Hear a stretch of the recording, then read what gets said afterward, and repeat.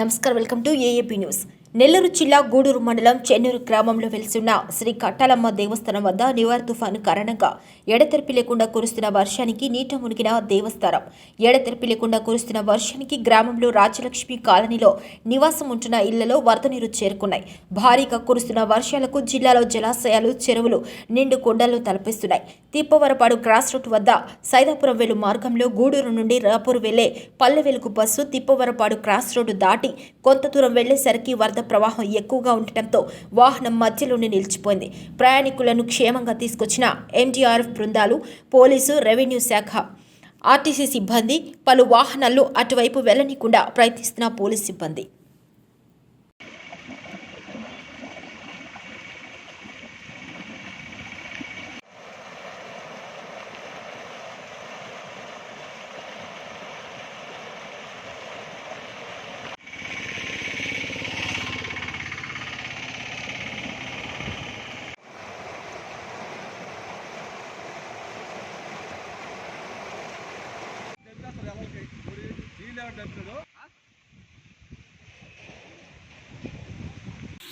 మాట్లాడమా మీరే.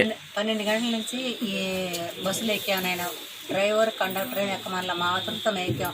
బిడ్డలు ఒక దగ్గర, మేము ఒక దగ్గర. ఫోన్లు చూస్తే సిగ్నల్ లేదు. ఈ డ్రైవర్, కండక్టర్ ఫోన్ చేస్తే వాడు రెస్పాన్స్ లేదు. మా బిడ్డలు ఒక దగ్గర ఫోన్లు చేసుకుంటారు. పిల్లకాయలకి అన్నాలు లేక, నీళ్లు లేక, తాగేదానికి వాటర్ కూడా అసలు లేదు అక్కడ. అందరూ అంటున్నారు కానీ 12 గంటల నుంచి ఫోన్లు చేస్తుంటే ఇప్పుడు ఎంత సార్ టైము? ఇప్పుడు మా పరిస్థితి ఏంది? ఎట్టపోవాలి మేము? పిల్లక మా బిడ్డలు చూస్తే ఫోన్లు చేస్తారు. సిగ్నల్ లేకపోయా, ఛార్జింగ్ లేకపోయా మా ఫోన్లలో. ఏంది మా పరిస్థితులు ఇదే? ఎంత ఘోరంగా ఉందో చూడు. బిడ్డలు ఎంతమంది ఉండరు. ఆ బిడ్డల స్థాయి చూడండి ఎంత ఘోరంగా ఉండరు. ఇదిగో వస్తున్నారు, అదిగో వస్తున్నారు. ఆర్మీ వాళ్ళు వస్తున్నారు, నెల్లూరు నుంచి వస్తున్నారు, ఆర్టీఓ వస్తున్నాడు, ఈయన వస్తున్నాడు. ఏదే మళ్ళీ ఈదురుగాల్లో పక్క వాన ఒక పక్క వస్తా ఉంది. ఎవరు పట్టించుకోవట్లేదు. మేము ఎట్లా వాళ్ళకి మా బిడ్డలు ఒక పక్క ఫోన్